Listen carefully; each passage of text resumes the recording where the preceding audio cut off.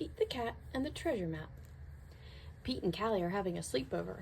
"Hey, Dad," Pete says. "How about a groovy bedtime story?" Pete's dad smiles. "You bet," he said. It all began on a ship, a pirate ship. Captain Pete and First Mate Callie were on the trail of a treasure of Secret Island.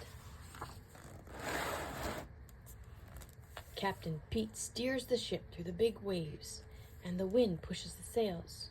"Let's go, mateys," said Captain Pete. "We'll be there in no time."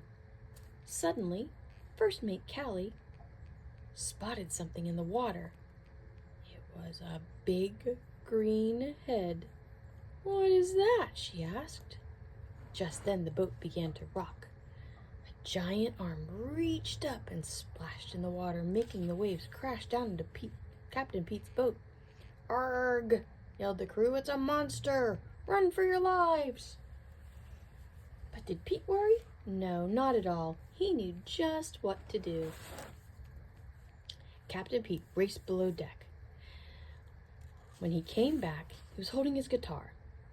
"That monster isn't going to hurt us," he said. He's rocking a cool beat." Captain Pete began to rock out on his guitar.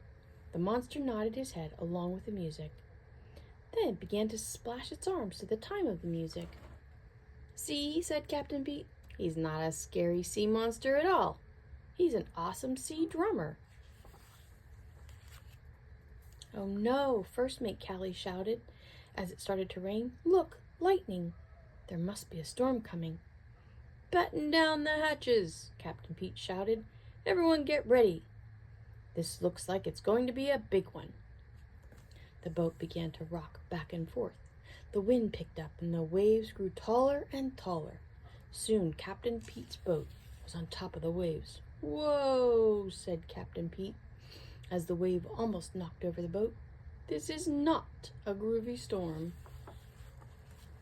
Just then, Captain Pete had an idea. "Hey there, friend," he yelled to the sea monster. "We'll need some help." The monster grabbed the ship and held it up, high above the water. The wind continued to lash the boat, but the crew was safe. The waves couldn't topple them as long as they were in the monster's grip. Slowly the wind died down and the water went back to normal.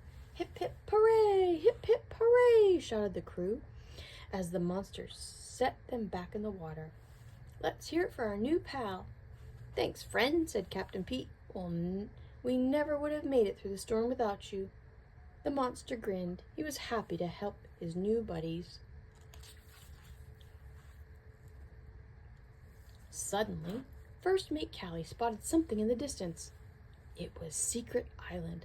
"Land ho!" she shouted. The pirates rushed to look over the side of the boat. All that wind had moved them to exactly where they wanted to be. On the beach, Captain Pete found his friend, Grumpy Toad. He was surrounded by a glittering pile of treasure. "Ahoy, mateys!" called Captain Toad. "I see you found my treasure map. I wanted to keep all of the treasures for myself, but it was no fun if there's no one around to share it with. Come join me. There's plenty to go around." The crew jumped off the boat and ran to the land. "Thanks, Grumpy Toad," they shouted. But Captain Pete wasn't happy. He was glad to have found treasure, but something was missing. This was a celebration. That meant music. The pirates loaded all of their treasure into the ship. Then Captain Pete got out his guitar again. "Hey," Captain Pete shouted, "where's our drummer?" The sea monster popped his head out of the water and began to splash a beat. "Rock on," said Captain Pete, matching the monster's pace. "What a cool song." The crew all agreed. Soon they were all dancing to the music. Captain Pete and his crew set sail for home. Dad finished. Their adventure was over, and so was their bedtime story. Time for bed. Pete smiled to himself as he drifted off to sleep. A pirate's life for me. What an adventure that would be. The end.